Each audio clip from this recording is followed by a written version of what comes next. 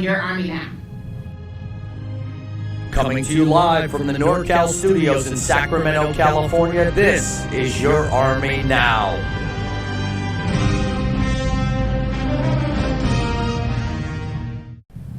Hey team, like we always do police call. I am not Sergeant Major Nelson and I'm not Sergeant First Class Bennett. I am the one and only Sergeant First Class Briscoe. I am originally from Harrisburg, Pennsylvania. I've been in the Army for 15 years. I originally joined the Army Reserves at the age of 17. I joined as a military police specialist.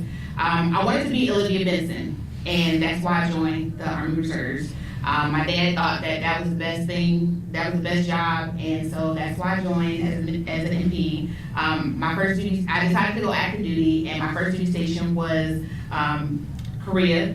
I spent a year and a few months there, and my whole brigade moved from Korea to Hawaii. I spent 3 years in Hawaii, and I decided to change my job from being military police to being human resources. What my job is as human resources, I make sure that people get paid, I make sure people get promoted, I make sure that their records get updated, I make sure that I do personnel accountability, and make sure that I take care of soldiers' personnel actions. Being a soldier in the Army, I represent women well. I've been stationed, after I left Hawaii, I went to Colorado. I spent 5 years there. After I left from Colorado, I went to Fort Jackson for about 3 years. And then I've been on recruiting in Reno, Nevada for the past 3 years. And some of the benefits that the Army's allowed me to do is education is a big thing. I got my associates, my bachelor's, and my master's paid for by the Army. And so celebrating Women's History Month, I think that it is definitely important. Education is very important. I've been afforded the opportunity to sing the national anthem at several events. And, just representing women, being able to mentor young ladies, to just be better and to have a future. I think women's history is very important, just to tie into and just, highlight different things that women have done in the military and outside of the military as well. We talked about this week, we talked about the UC Davis and the FIRST Robotics competition that's going to be held this weekend. And you'll hear about the host of the convention that's going to be held next weekend. You'll hear more information at a later episode. So details coming up on that episode. Okay, team, so when we come back, Sergeant Major Nelson is out in the field talking to some of our female soldiers, doing interviews, so you'll hear some great interviews from some of our fabulous females in our battalion on Your Army Now.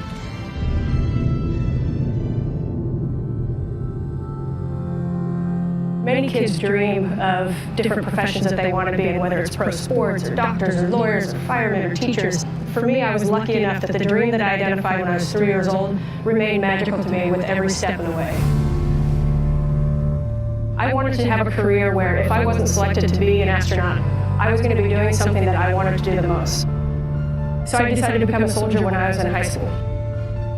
The military has taught me how to fly airplanes. It's sent me to get master's degrees. It's given me all of my education. It's sent me to test pilot school with really everything that I have at this point the Army's given me.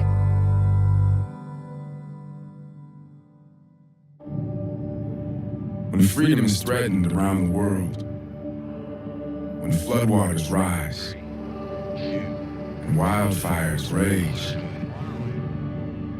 wherever the fight, whoever the enemy, when America needs the best, she sends a soldier. Do you have what it takes? Find out at goarmy.com/warriors. Hey team, what's going on? Sergeant Major Nelson for Your Army Now. I am here with Staff Sergeant Martinez from the St. Cal Recruiting Battalion. I'm pointing over there because Sergeant Major Bendy's over there, the Sergeant Major for that battalion. So, Sergeant Martinez, shake my hand, please. Welcome to the show. So, tell me a little bit about yourself. How long have you been in the Army? Well, so I've been in 2.5 years now. Okay. I started when I was 17 years old. I'm 28 years old now, and I'm enjoying every second of it. So Okay, so everybody has an Army story, you know, why we joined, what we did. Give us a little bit about your Army story. Why did you join? Well, Sir Major, when I was 17 years old, I decided that I wanted to go to college. I wanted to attend college a non-traditional way. I wanted to explore the world a little bit, travel, challenge myself. Being a young female, that my background basically pushed me towards going to college and pursuing that type of career. I wanted to step out of my comfort zone and try living my life a little bit on the edge and having naysayers, just proving them wrong, really. Okay, so that's interesting that you mentioned that. A lot of the questions we get on the show are from females, and they ask, you know, what was the biggest challenge? And of course, I can't answer that just from the experience that I've seen. So, what would you say was the biggest challenge for you being a female in the Army? Well, Sir Major, I want to say that it isn't necessarily gender-based. For me, the biggest challenge was getting myself accustomed to having to just live away from home and having to adapt to seeing my friends, my high school classmates, live their life in college the traditional way while I was out training, attending college, and really finding myself just exploring different parts of the country. So as soon as I got myself accustomed to that, I think I began to really understand why I decided to join the Army. Excellent. So you mentioned going to college the traditional way. Your friends were doing that.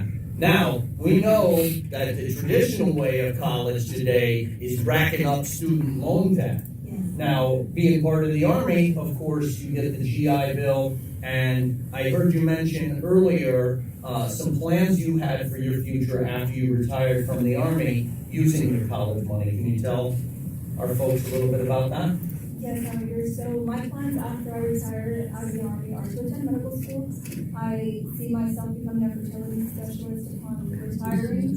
I'm currently doing some research, trying to see how much I can invest towards my degree, find a college that will not only fulfill my own personal expectations, but also afford me the opportunity to get the best degrees that I'm competitive enough to attend a medical school of my choosing, which actually Central California in the next 2 years is going to open up a few medical schools. They're in the works, so something closer to home.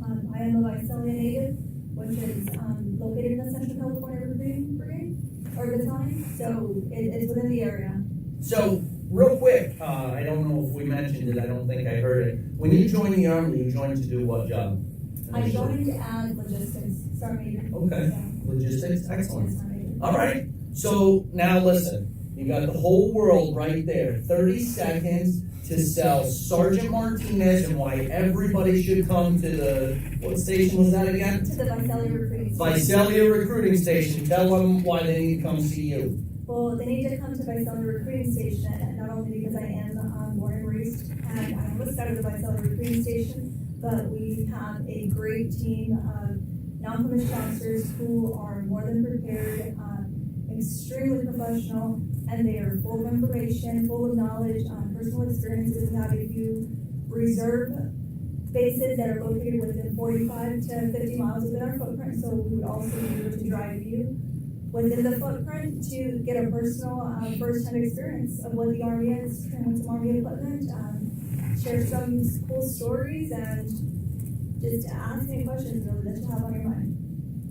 Team, there it is. That's what success looks like, right there. Young female met the challenges of the Army, put them behind her, said all of a sudden I'm going to use this college money and these benefits to propel me to a professional career. And you're going to be young enough after retiring in 20 years Yes, to still be in the medical field and go on to make babies as a fertility specialist and help people out doing that. I do appreciate your time on the show. Thank you so much. Team, there it is. You're watching and listening to Your Army Now. I often tell people that I have three families. I have the one I was born into, the one I married into, and then I have my Army family. I didn't believe it at first until it happened. My kids got sick and my boss told me to get out of here, go take care of your family. If you're a new parent, they have new parenting classes. And you can become a really active participant. You immediately meet the other moms and families. We just try to leave work at work and try to have personal life be personal life. I'm checking homework, I'm putting laundry in the washing machine because I understand that my roles at home as a mother and a wife are just as important as my roles in my career as a leader. There's more going on to me than just the Army. Honestly, my favorite activity is running. The Army has taught me to work out on a daily basis. It becomes a part of your lifestyle. You want to get good sleep, you want to get good nutrition, you want to exercise. Just like any other person outside the military, you want to go on vacation. See the different parts of the world and the country. They make it a lot easier, they understand. Being able to have that balance at home and in personal life is very important to me. Everybody has to find a personal and professional, life mix. Pretty much anything that you basically would get in a civilian world, you get it in the Army world. I mean, the Army has resources for you. You just have to go out there and find them. Whatever that mission is, we're going to get it accomplished because we're a team.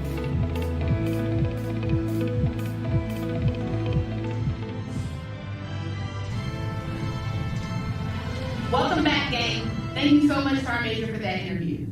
Ladies, it's Women's History Month, and I came to talk to you.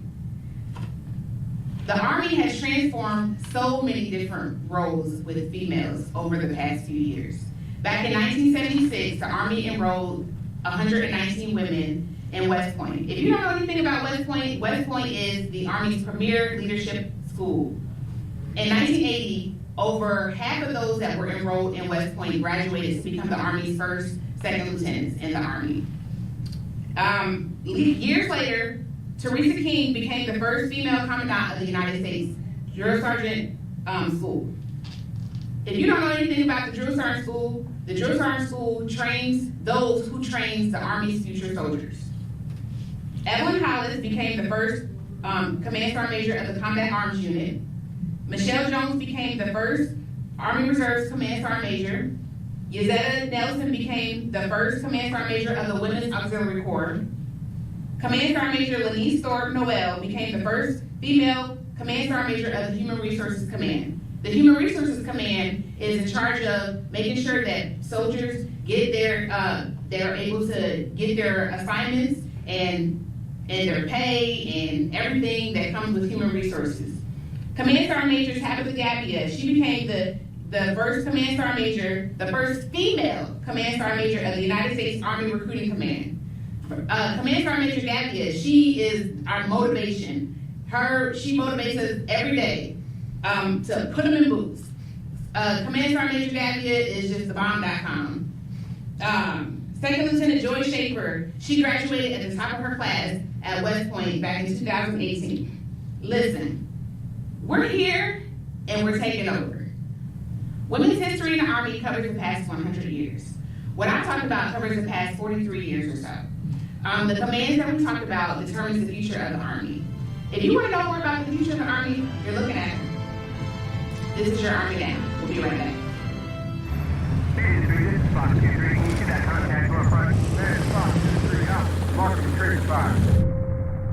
There are those who choose a different path in life. A path of selflessness, of service. A path that leads to freedom. You have what it takes. Find out at goarmy.com/warriors. Welcome back. I am your host, Sergeant First Class Bristow. The Army has given me so many different opportunities. It's evolved so much in the 15 years that I've been in. The Army has female astronauts, y'all. Female astronauts. The Army also has opened up the combat jobs to females. So in the 15 years that I've been in, it's just, grown and has opened up opportunities for females. I never imagined that I would have had the opportunities that I've had. I've got 3 degrees paid for by the Army. I've had the 4 different experiences in my careers to where I can just do different things. I've visited 30 different states. I've lived in 2 different countries. and all, different experiences with the Army, and I never would have imagined that, 15 years later, here I would be. I planned on doing 3 years, and here I am, still here, doing what I love to do, serving my great country. If you have the opportunity to talk to a recruiter, take it. You never know what the Army has to offer. Don't listen to what somebody else has to say. Try to find out the information for yourself. Like Sergeant Major Gabby says, put them in boots. I want to take the opportunity to thank Sergeant Major Nelson for allowing me to be the guest host